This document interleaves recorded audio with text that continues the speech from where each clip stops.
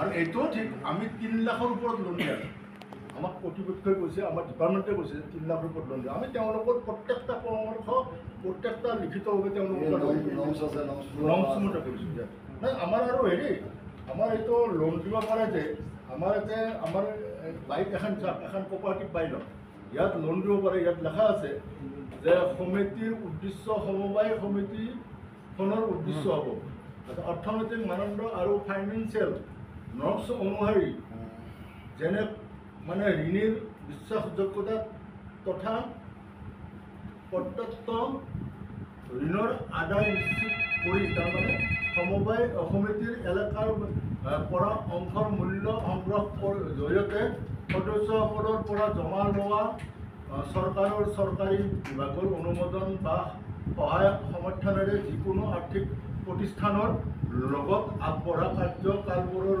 বিকাশৰ বাবে যথাসময়ত আৰু পৰ্যাপ্ত পৰিমাণে হ্ৰস্বকালীন আৰু মধ্যকালীন ঋণ কৃষি ঋণ যোগান ধৰাৰ কৃষি কাৰ্যৰ বাবে বাহন ঋণ যেনে ট্ৰেক্টৰ আদি সহ আমি ট্ৰেক্টৰ চেক্টৰ দিব পাৰোঁ। এইবিলাক উল্লেখ আছে এতিয়া ঋণ দিব পাৰোঁ।